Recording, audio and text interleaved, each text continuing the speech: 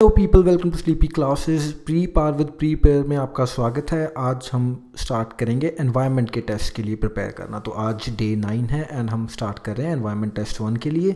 तो इसके लिए जो आपको वीडियोस देखने हैं वो है TTL एनवायरनमेंट के videos 1 to 20।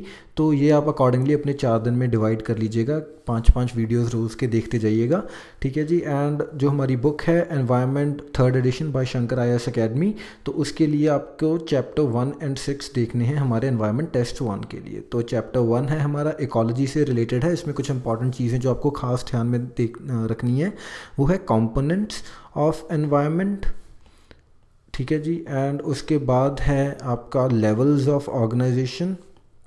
Levels of organisation में जैसे पॉपुलेशन है, उसके बाद कम्युनिटी है, तो वो सब चीज़ें। एंड एक और जो चीज़ इंपॉर्टेंट है इन चैप्टर्स में, that is species richness, species evenness, ठीक है जी। And also alpha diversity, gamma diversity, beta diversity. तो ये सब चीज़ों को ध्यान से आपको समझना है क्योंकि इन पर क्वेश्चन आ जाते हैं।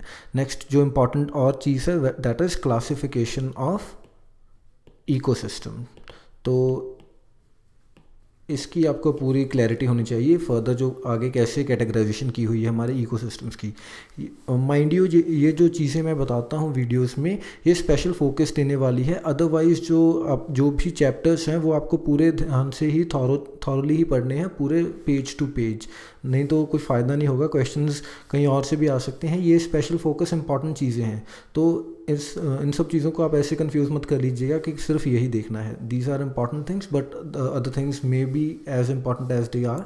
तो इसीलिए किसी चीज़ को हम स्किप नहीं कर सकते। एंड स्पेशली जो जैसे वेल डिफाइंड बुक्स हैं, जैसे इकॉनमी के लिए रमेश सिंह है एंड एनवायरनमेंट के लिए शंकर IAS, पॉलिटी के लिए लक्ष्मीकांत है, तो इनको तो आपको बिल्कुल पेज टू पेज पढ़ना है। एक एक शब्द इंपॉर्टेंट है इन बुक्स का।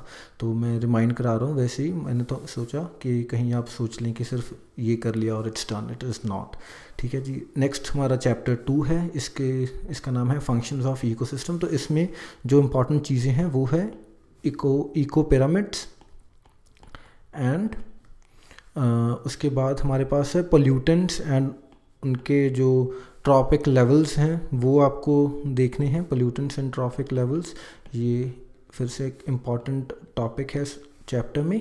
इसके बाद है हमारे इंटरेक्शंस बहुत इम्पॉर्टेंट होते हैं कि वेदर इट इज़ पैरासिटिज़म या फिर कमेंसलिज्म, इमेंसलिज्म, तो वो सब चीज़ें आपको देखनी है। एंड जो एक और बहुत इम्पॉर्टेंट चीज़ है that is bio Jio chemical cycles. तो इसमें से स्पेशली जो नाइट्रोजन का साइकिल है वो बहुत ज़्यादा इंपॉर्टेंट है, तो उसके ऊपर ख़ास ध्यान। नेक्स्ट हमारा चैप्टर नंबर 3 है। चैप्टर नंबर 3 है टेरेस्ट्रियल इकोसिस्टम्स।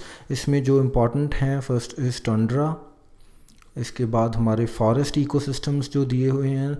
और इन चैप्टर्स में जो पहले 6 चैप्टर्स हैं हमारे पार्ट 1 के बुक के, तो ये सभी चैप्टर्स बहुत इंपॉर्टेंट हैं। तो मैं ऐसे पूरा चैप्टर तो अब नहीं लिख पाऊँगा यहाँ पर, तो इसीलिए जो ज़्यादा मुझे चीज़ें इंपॉर्टेंट लग रही हैं वो मैं लिख रहा हूँ, ठीक है जी। इसके बाद है Indian forest types and other thing is desertification. तो इनके ऊपर आपकी खास नज़र एंड बाकी पढ़ना आपको पूरा चैप्टर ही है, ठीक है जी। इसके बाद चैप्टर 4 है हमारा, दैट इज़ एक्वाटिक इकोसिस्टम। तो एक्वाटिक इकोसिस्टम में एक्वाटिक ऑर्गेनिजम्स के बारे में आपको पूरी नॉलेज होनी चाहिए। कौन से लेवल ऑफ लेक में, कौन से लेयर में लाइट ज़्यादा है तो उसमें कौन से ऑर्गेनिजम्स होंगे एंड उसको कौन सा वो बोलते हैं बेंथिक जोन, ऐसे एफोटिक जोन, फोटिक जोन। तो ऐसी कैटेगराइजेशन आपको होनी चाहिए वर्टिकली लेक की, ठीक है जी। इसके बाद लेक इकोलॉजी है। उसके बाद हमारे पास यूट्रोफिकेशन है। यूट्रोफिकेशन तो मेजरली ही इम्पॉर्टेंट एक टॉपिक है। इसकी हमें फुल जो भी आप लेफ़्ट राइट देख सकते हैं देख लीजिएगा, PhD कर लीजिए इस टॉपिक के ऊपर। And next is algal Bloom. Algal Bloom एक बहुत बड़ा इशू भी है एनवायरमेंटलिस्ट के लिए, तो फिर इसीलिए भी इम्पॉर्टेंट है। Next is wetland ecosystems. तो वेटलैंड्स के लिए एक इम्पॉर्टेंट कन्वेंशन है रामसर कन्वेंशन, तो इसी कॉन्टेक्स्ट में वो भी पढ़ लीजिएगा आप, ठीक है जी। And next we have is mangroves. तो मैनग्रूव्स इंडिया में कहाँ पाए जाते हैं वो सब चीज़ें आपको देखनी है। कोरल रीफ बहुत इंपॉर्टेंट है। कोरल रीफ जैसे ग्रेट बैरियर रीफ है ऑस्ट्रेलिया में, तो वहाँ पर काफ़ी कोरल ब्लीचिंग के एपिसोड्स दिख रहे हैं। कोरल ब्लीचिंग क्या होती है ये आपको पता होना चाहिए। तो ऐसी चीज़ें एंड लास्ट में कुछ की इनिशिएटिव्स हैं, तो वो भी आपको देखने हैं कि इनको बचाने के लिए, कर्ब करने के लिए जो भी जिस डायरेक्शन में भी वो चल रहे हैं, तो वो क्या कौन से इनिशिएटिव्स ले रही हैं हमारे national government as well as जो इंटरनेशनल लेवल पर क्या चीज़ें चल रही हैं। नेक्स्ट हमारा चैप्टर 5 है which is related to environment pollution. तो मेजर पोल्यूटेंट्स कौन कौन से हैं वो पता होने चाहिए। तो ये आप सभी के लिए ही रख लीजिए, जो हमारा एयर पोल्यूशन है, वाटर पोल्यूशन है, सॉइल पोल्यूशन है, तो जो भी वेरियस टाइप्स में डिवाइड किया हुआ है पोल्यूशन को, रेडियो एक्टिव, तो वो सब चीज़ों। एंड मेजर पोल्यूटेंट्स कौन से हैं, कौन सी उनसे जो हेल्थ हैज़ार्ड्स हो सकते हैं, एंड ऐसे ही वेरियस थिंग्स। तो एंड जो हम वाटर पोल्यूशन से कुछ और चीज़ें इंपॉर्टेंट निकल कर आती हैं, जैसे ऑयल स्पिल्स हो गए, ठीक है जी। And moreover BOD, biological oxygen demand, chemical oxygen demand, फिर ठीक है जी। एंड डिजॉल्व्ड ऑक्सीजन क्या है, तो ये पूरा कॉन्सेप्ट। इसके बाद वेस्ट है, रेडियो एक्टिविटी से रिलेटेड वेस्ट क्या है, वेस्ट की काफ़ी ज़्यादा प्रॉब्लम आ रही है, कौन से मेटल्स इन्वॉल्व होते हैं वेस्ट में, ये भी आपको देखना है। एंड इसके बाद फिर रेमेडिएशंस की प्रोसेस है, जैसे बायो रेमीडिएशन, तो दीज थिंग्स आर इम्पॉर्टेंट, ठीक है जी। एंड इसके बाद हमारे पास है अगला चैप्टर, हमारा लास्ट चैप्टर नंबर 6, ये है एनवायरमेंटल इम्पैक्ट असेसमेंट से रिलेटेड। तो इसके कंपोनेंट्स ज़रूर देखने हैं एक आपको, एंड जो पब्लिक हेयरिंग का क्या पूरा प्रोसीजर है वो भी देख लीजिएगा, ठीक है जी। तो ये सब रही चैप्टर से रिलेटेड इंपॉर्टेंट टॉपिक्स की बातें। इसके बाद हम रिवाइज़ करते हैं। जो कल इको का आपने टेस्ट दिया होगा, आई होप अच्छा गया होगा, एंड कंपैरेटिवली आपने कुछ ज़्यादा चीज़ें सीखी होंगी। पॉलिटी के टेस्ट से कुछ लेसन्स लर्न किए होंगे कि कैसे क्वेश्चंस को अटेम्प्ट करना है, एंड कौन से क्वेश्चन को किस पर गैस कर सकते हैं, किसको गैस नहीं करना, वो भी क्वेश्चंस छोड़ना भी एक बहुत इंपॉर्टेंट कला है, आर्ट है, आपको डेवलप करनी है धीरे धीरे, ठीक है जी। तो आज का आपका क्वेश्चन है, national clean energy and environment fund NCEEF was created for funding research and innovative projects in clean energy technologies। तो जो हमारा national clean energy and environment fund है, उससे रिलेटेड कुछ बातें कि ये रिसर्च को फंड करने के लिए, इनोवेटिव प्रोजेक्ट्स को फंड करने के लिए जो क्लीन एनर्जी से डील करते हैं वो बनाया गया था। तो ये कौन से फ़ंड का पार्ट है, क्या ये कंसोलिडेटेड फंड ऑफ इंडिया का पार्ट है, या ये कंटिजेंसी फंड ऑफ इंडिया का पार्ट है, या ये पब्लिक अकाउंट ऑफ इंडिया का पार्ट है, या ये एक खुद में ही एक फ़ंड है, इसमें से किसी के अंडर नहीं आता।